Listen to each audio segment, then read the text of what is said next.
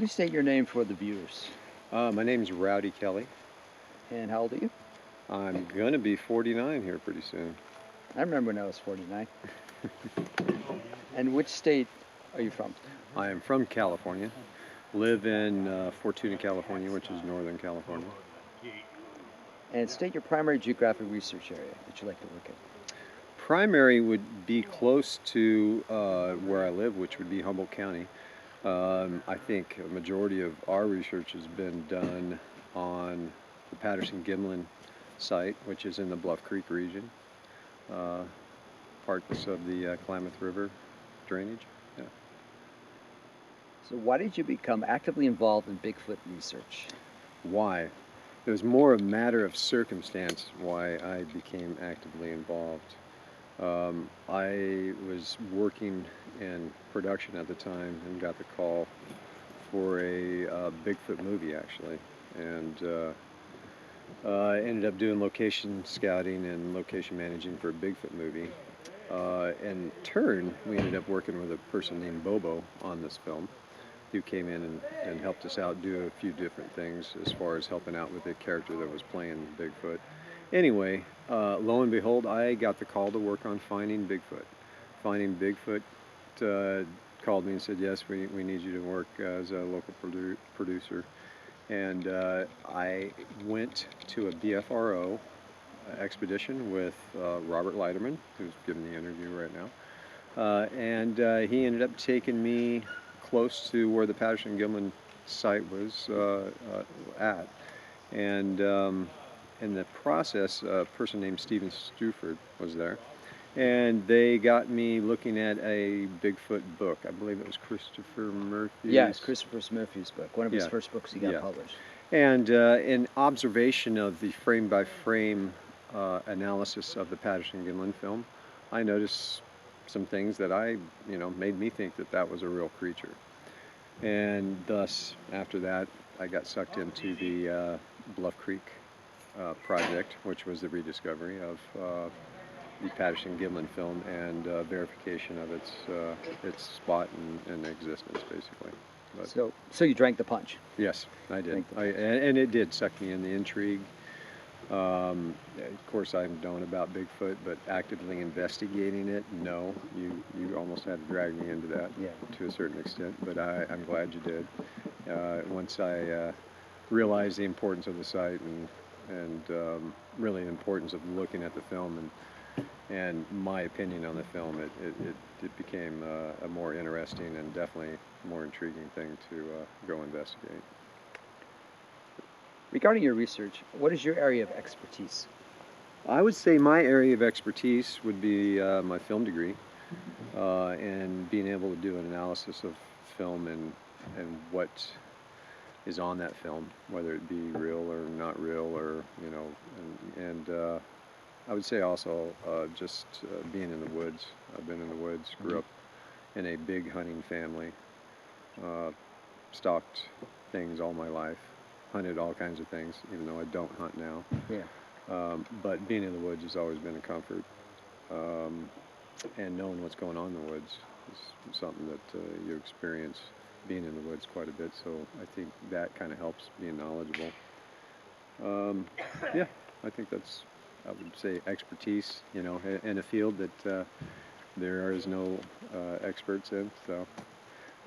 Your boy grew up in Humboldt County, so yes, you have insider information on that one. Yeah, I did. I didn't live here all my life, but I grew up here in formative years, yes. What is your most significant contributions to the Bigfoot research? Well, I believe it's pretty much what you drugged me into, which would be the rediscovery of the Patterson-Gimlin film, and helping do the site verification of that as we did the grid plot, and just expressing my opinions on it, I think, too. From then, I've worked on, which a lot of people wouldn't consider a contribution. I've worked on Finding Bigfoot like 3 times, so it's been definitely part of my life the past going on 5 years now. Right. What is your favorite aspect of Bigfoot Sasquatch research? My favorite aspect of of the research, I think would be, well, obviously you have to go with it's an outdoor activity. Yeah. It's yeah. a good reason to get out and experience nature. Um, the fact that it's I think it's one of our last really mysterious, unknown things. There's the intrigue to me, which I need to get back to. Yeah. There's just too many witnesses, too many people that I've talked to personally that would have no reason to lie to me, Mm. that are seasoned enough to know the difference of not misidentifying the subject that they saw. There's just too many of these people, and that's kind of what has drugged me into this. What was it drugging? Yeah. I Your got favorite lost there. aspects of Bigfoot, Sasquatch Oh, research? it's definitely the people. People you talk Yeah. to. I guess that's what I was getting into. Yeah. Yeah, the people you talk to. Obviously, the group combines a lot of different political minds, a lot of different money. I mean, there's just no boundaries for people that are experiencing or want to get out and investigate Bigfoot. It doesn't seem to have any boundaries, geography, Mhm. politically, ethnicity, or whatever. It's something that when people find they have a common ground with, all those other things kind of drop aside. And yeah, I think it's come down to the people. Nature's great, but the people are great too. And dealing with the movie business, and when they go up to Finding Bigfoot, some of the other shows, you got to see the excitement in them as they're out in the woods trying to film this show. Yes. So, Oh, yes. Yeah. And something you got to realize is we're privileged to be able to get out in the woods and have the woods at our back door, basically. And a lot of people, and especially in America, don't get to experience that kind of thing. So yeah, when you bring a film crew up that probably has never been in the woods, even though they're intrigued by Bigfoot or whatever, yes, it's a neat experience seeing that reaction from people actually being out there. So what is your least favorite aspect of Bigfoot research? So far, least favorite, the past 2 years, I've definitely drifted away from trying to keep up with what's going on online. Mm-hmm. And just like anything, if it's a new fad or something like that, you're going to attract the bad along with the good. Yeah. And I don't think we've attracted as much good as we've attracted bad into this field.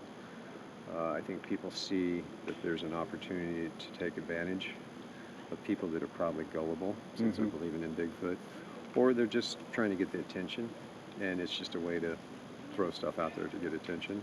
That's the bad part, I guess. Yeah. I can't think of anything else bad besides the fact that government and scientists and stuff won't take it for any serious effort or investigation or research themselves.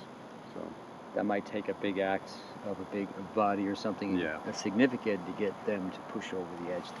Right. But you're right. You're right. Name up to 3 researchers who have been a positive influence for you. Oh man, that's an easy one. So I met this guy.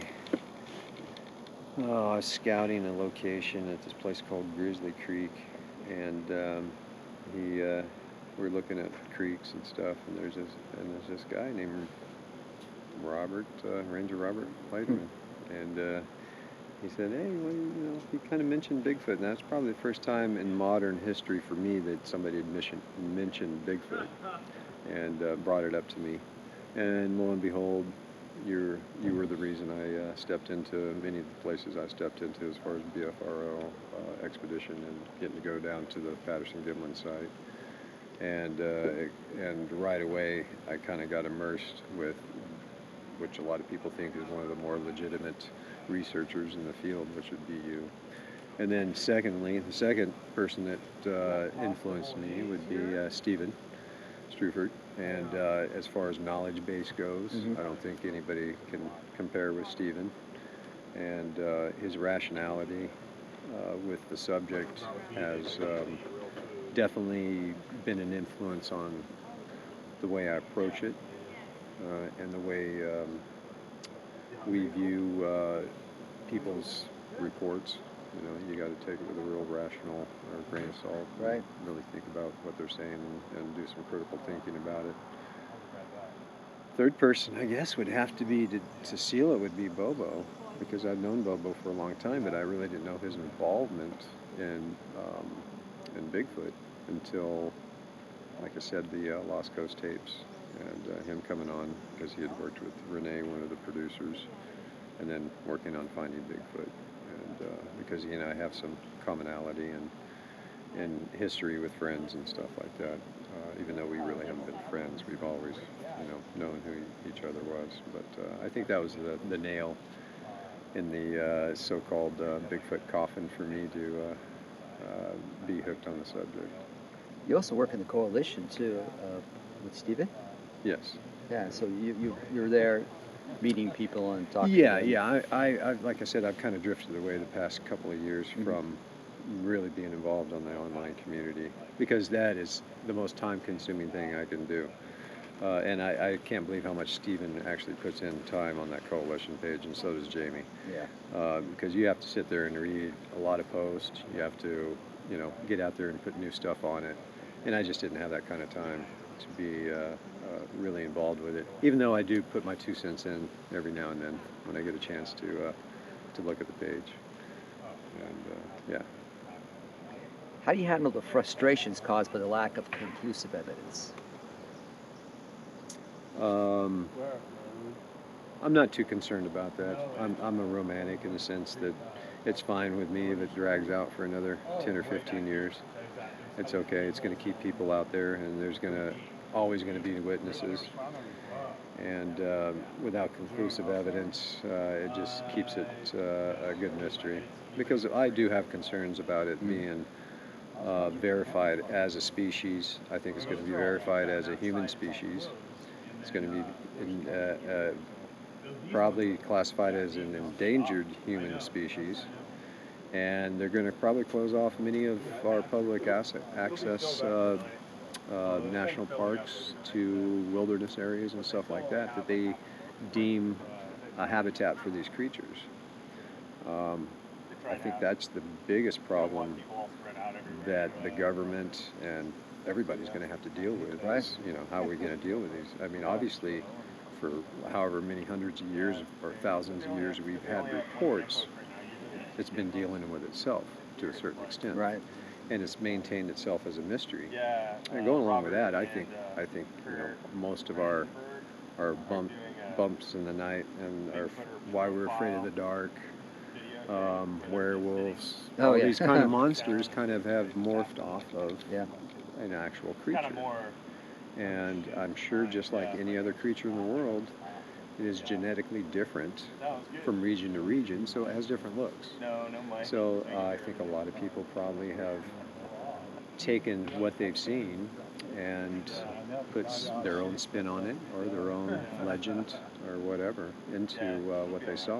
And I think a lot of our monster and basic fears of the dark may stem from the fact that there's something out there that doesn't like to be around us to a certain extent, and is enough like us to really scare us. Good. I got one last thing for you.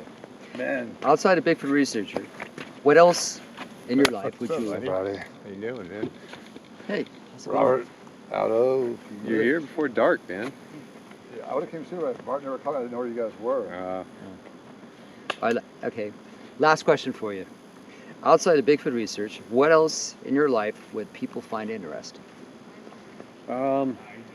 I think obviously my main business or the main career I've had for the past, it's going on almost 20 years now, is film and television production.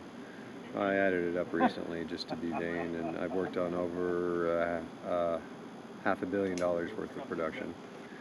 And I can't even count how many different productions I've worked on. Obviously, living up here, I don't get the immersion into many different productions as LA, but I've given up that kind of life to live up here in Humboldt, and thank goodness a lot of things do come up in Humboldt.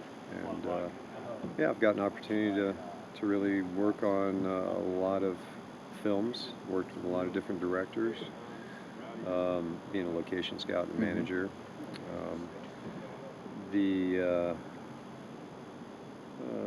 Something else would be intriguing. I like to mountain bike. I like to be in the woods. But yeah, I'm excited to be involved with Bigfoot just because it's a pretty open field right now. There's no set rules. There's no boundaries that are limiting what we can do as far as looking for it. And so yeah, it's a good recreation, so to say. But hopefully we have it in one day. But if it doesn't come too soon, that's okay with me. Well, on behalf of the Bigfoot community, we'd like to thank you for your time. Thanks, Robert. All right, you're welcome. Thank you very much. Mm-hmm.